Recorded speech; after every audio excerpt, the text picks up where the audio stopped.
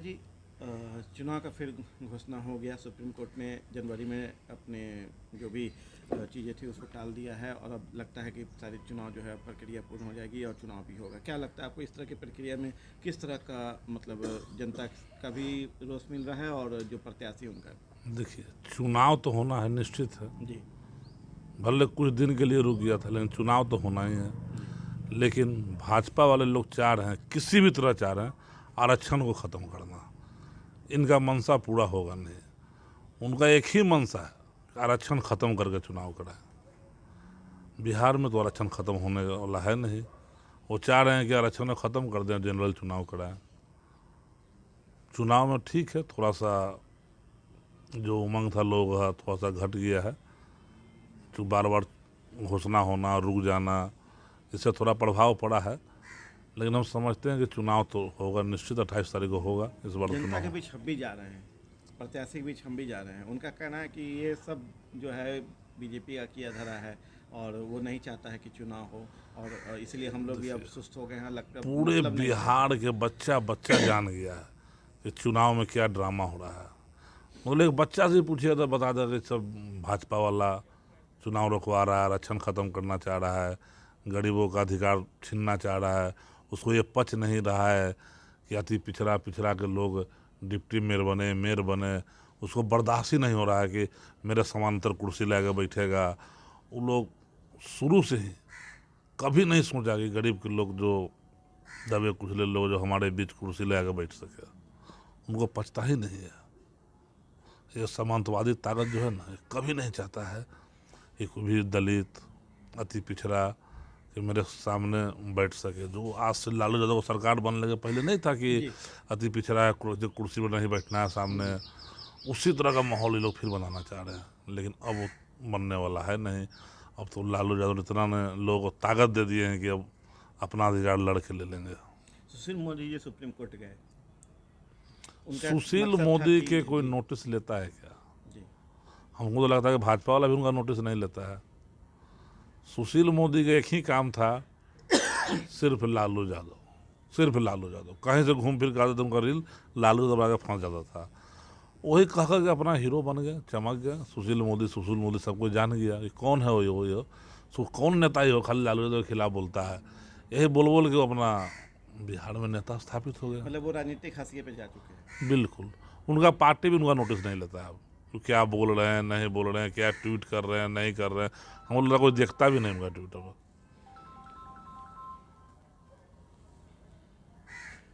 मेरा अगला सवाल आपसे है कि अभी जब 75 वार्ड में आप दौरा भी कर रहे हैं, लोगों के बीच भी जा रहे हैं, एक समस्या से रूबरू हुए हैं। शायद 15 साल पहले तक कोई दीवार था जिसको आपने अभी तोड़ने का काम किया, जिसमें कई वाहवाही आपको मिला है, माला भी पहना है। देखिए, क्या चुनाव तो 32 उम्मीदवार लड़ रहा है। जी।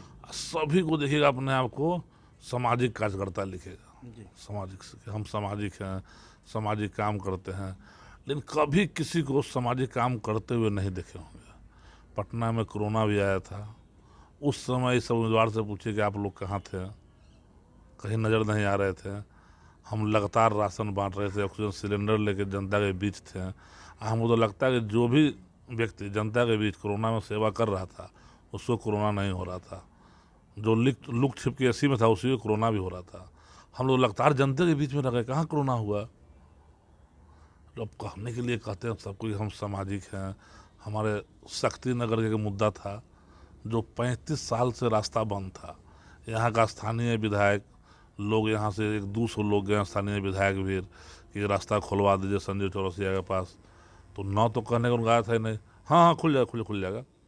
बीजेपी से है वो। हाँ, बीजेपी से हैं। यहाँ का सांसद भी बीजेपी से हैं, वो भी आश्वासन दिए कि हाँ रास्ता खुल जाएगा। लेकिन लोग 35 साल से कैद था। जब हम चुनाव लड़ने गए, वहाँ गए शक्ति नगर में, पूछे कि यहाँ की सबसे बड़ी समस्या क्या है। उसने बताया कि सबसे बड़ी समस्या है कि हम लोग का रास्ता खुल जाएगा तो हम लोग का समस्या दूर हो जाएगा।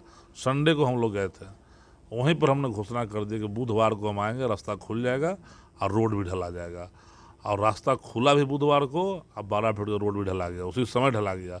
मैंने दिन भर वहाँ बैठा, रोड ढाल गया, तब शाम में आया।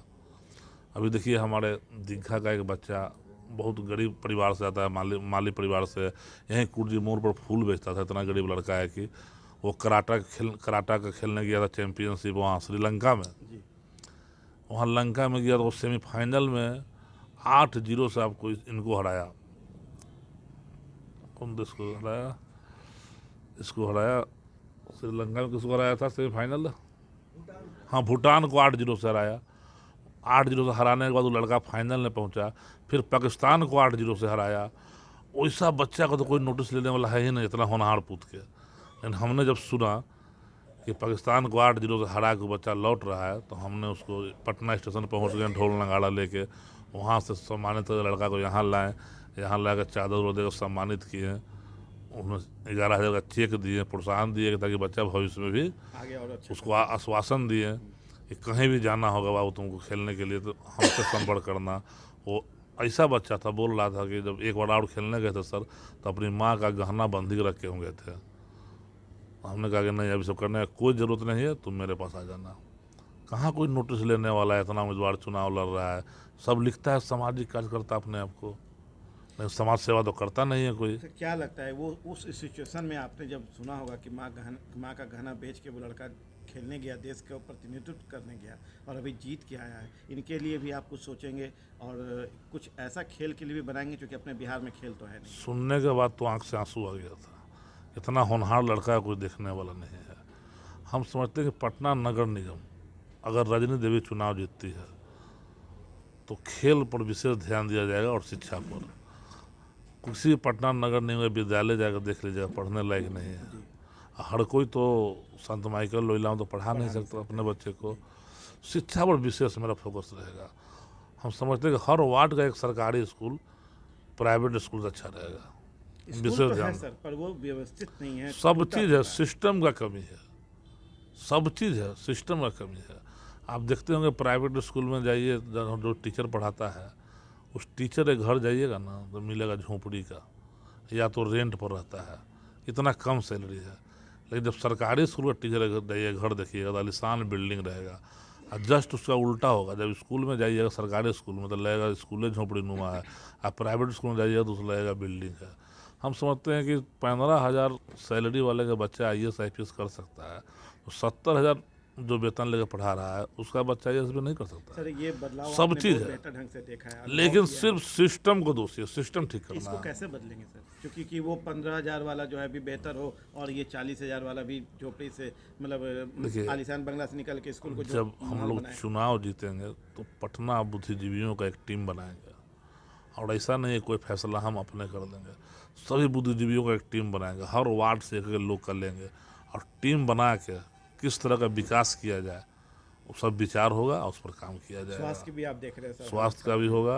ये जो ट्रैफिक जाम व्यवस्था देख ट्रैफिक रहे जाम हैं, भी है सर। कहते हैं कि पटना को स्मार्ट सिटी, पटना की स्मार्ट सिटी कैसे बना दीजिएगा जब तक आप फुटपाथ दुकानदारों का अस्थायी दुकान नहीं दीजिएगा, बेघरों का घर नहीं दीजिएगा तो पटना सुंदर बन सकता है।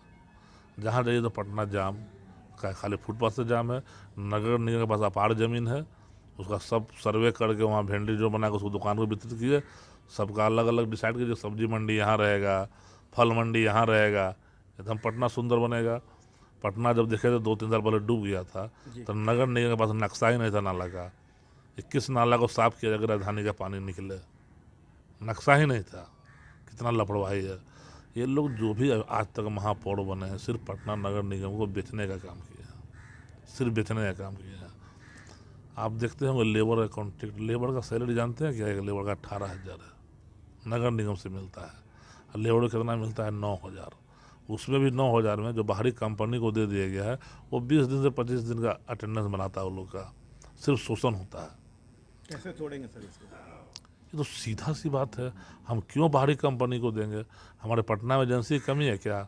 हम एक एजेंसी के नहीं देंगे, हर 2 वार्ड 1 वार्ड करके अलग अलग छोटा छोटा करेंगे। नहीं, हम तो समझते हैं कि पार्षद के ही अगर बोल दिया जाए, उस वार्ड किसी सामाजिक आदमी को टेंडर दे दिया जाए कि जो जितना पैसा में 50 लेबर रहता उतना पैसा में 100 लेबर रहने लगेगा, रोजगार भी तो सृजन होगा इससे, रोजगार भी बढ़ेगा। तो ये लोग तो सब बाहरी एजेंसी को दे देते हैं। जो टैक्स कलेक्टर देखते हैं ये भी एजेंसी को दे दिया गया है। तो क्या यहाँ के लोग को मिलेगा तो यहाँ के लोग रोजगार नहीं मिलेगा? हम समझते पटना नगर निगम 10,000 का रोजगार मिल जाएगा, समझते कि यहाँ लोकल पर फोकस किया जाए। तो ये लोग सिर्फ बेचने का काम किया आज तक, कहीं घूमने का काम किए हैं क्या? जो भी महापौर बने किसी वार्ड में गए हैं क्या? किस वार्ड का विकास हुआ नहीं हुआ? वो सिर्फ अपना कुर्सी तूरे पटना नगर निगम में और वहाँ से चल देंगे वापस। अपना वार्ड से मतलब रखें, बाकी कोई वार्ड से मतलब नहीं रखें। तो सामाजिक और जब आज न्याय चुनाव हो रहा है तो सबको समझ में आ रहा है। आप तो जनता के बीच जा रहे हैं, उनकी बातों को सुन रहे हैं। क्या इस जड़ को जो पटना नगर निगम में कसा हुआ है, ये जड़ को, ये कमीशन खोरी को, ये भ्रष्टाचार को दूर कर देखिए, हम हर जगह घूम रहे हैं, लोगों को विश्वास भी हम पे है कि कुछ करेंगे। क्योंकि शुरू से हम सामाजिक काम में ही हमको मन लगता है, शुरू से सामाजिक वर्क करते आ रहे हैं। लोगों को मालूम है कि पप्पू राय आएंगे तो निश्चित तौर पर इसमें बदलाव आएगा।